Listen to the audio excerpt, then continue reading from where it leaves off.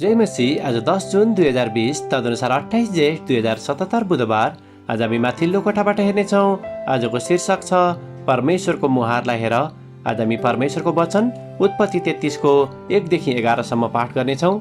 याकुबले आफ्ना आँखा उठाएर हेर्दा एसाव र तिनका साथमा 400 मानिसहरू आइरहेका देखे। तिनले आफ्ना छोराछोरीहरूलाई लेया, राहेल र 2 कमारीहरूको जिम्मामा विभक्त गरिदिए। तिनले कमारीहरू र तिनका छोराहरूलाई सबैभन्दा अगाडि, त्यसपछि लेया र तिनका छोराछोरीहरू र राहेल र योसेफलाई सबैभन्दा पछि राखे। तिनीहरू सबैका अघि तिनी आफै चाहिँ आफ्ना दाजुको नजिक नपुगुन्जेल 7 चोटि भुइँमा ढोक्दै गए। तर एसाव तिनी कहाँ दौडदै आएर तिनलाई अङ्गालो हालेर छातीमा टाँसेर तिनलाई मोही खाएर तिनीहरू दुवै खुब रोए। जब कमारीहरू र तिनका नानीहरू नजिक आएर एसावलाई ढोक गरे, त्यसपछि लेया र तिनका नानीहरू आएर ढोक गरे। सबभन्दा पछि योसेफ र राहेल आएर तिनीहरूले पनि ढोक गरे। एसावले याकुबलाई सोधे, मैले भेटेका यी सबै बथानको मतलब के हो?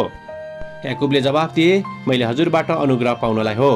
तर एसावले भने, भाइ मसँग प्रशस्तै छ, तिम्रो जो छ तिमीसँगै रहोस्। याकुबले भने, होइन, तपाईँको निगाह ममाथि छ भने कृपा गरी मेरो हातको यो सौगात ग्रहण गर्नुहोस्, किनभने यति ठुलो निगाह देखाएर तपाईँले मलाई स्वागत गर्नुभयो कि साँच्ची नै तपाईँको दर्शन पाउँदा मलाई त परमेश्वरकै दर्शन पाए झैँ लाग्यो। अब बिन्ती छ, तपाईँलाई नै भनेर ल्याएको मेरो यो सौगात ग्रहण गर्नुहोस्, किनभने परमेश्वरको अनुग्रह ममाथि भएको हुनाले मसँग प्रशस्तै छ। यसरी याकुबले जिद्दी गरेर एसावले ती लिए। आमेन। लेखक उत्पत्ति 33 को 10 लाई यहाँ जोड दिनुहुन्छ।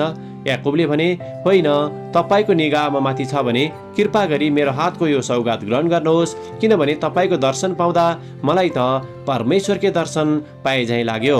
आमेन। लेखक आफ्नो अनुभवलाई यहाँ यसरी वर्णन गर्नुहुन्छ। सानो बेलामा हुर्कदै गर्दा म कुनै सन्त जस्तो वा एसाव भन्दा बढी राम्रो थिइनँ। मेरो कान्छो भाइ पनि याकुब भन्दा बढी छली थिएन। अरूहरूको भाइ बहिनीहरू जस्तै हामी समय, माया र घरमा भएको सामान प्राप्त गर्न प्रतिस्पर्धा गर्ने गर्दथ्यौँ। स्नातकको अध्ययन गर्दै जाँदा जब म घरमा पुग्थेँ, तब जहिले पनि मेरो कान्छो भाइले मसँग झगडा गर्न सुरु गर्दथ्यो। यसले मलाई निकै निराश पार्दथ्यो। मेरो भाइले आफ्नो व्यवहारप्रति दुःख व्यक्त गर्दै तेस्रो पटक मलाई पत्र लेखेका थिए। मेरो भाइलाई के चाहिएको हो भन्ने कुरा पत्ता लगाउनको निम्ति म निकै परिपक्व भइसकेको थिएँ। उसलाई परमेश्वरको मुहारको आवश्यकता थियो, जसले उसलाई यी कुराहरू भुलिदेऊ। यो सकिसकेको कुरा हो।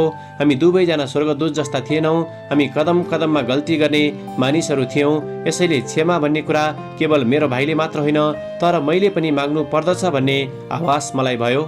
त्यो दिन मेरो आँखाबाट पाप्रा खसे झैँ महसुस मैले गरेँ। मलाई थाहा भयो कि मेरो भाइलाई मैले क्षमा गरेको छु र मैले ती सबै कुरालाई भुलेर अगाडि बढिरहेको छु भन्ने कुरामा ऊ निर्धक्क हुनुपर्ने आवश्यकता मैले देखेँ, किनकि मेरो भाइले त्यो बोझलाई उठाएर हिँडिरहेको थियो।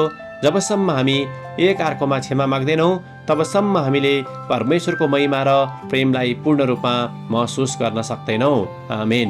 आजको विचार, जसै म क्षमा दिन्छु, मैले परमेश्वरको मुहारलाई देख्दछु। प्रार्थना। प्यारो परमेश्वर, क्षमा कसरी दिनुपर्छ भनेर तपाईँले हामीलाई देखाउनु भएको छ। जसै हामी पनि क्षमा दिन्छौँ, तपाईँले आफ्नो महिमा हेर्ने अवसर हामीलाई दिनुहुन्छ। तपाईँलाई धन्यवाद, येशूको नाउँमा। आमेन। आजको लेखक ज्याक स्ट्यानली, फ्लोरिडा, क्यानाडा।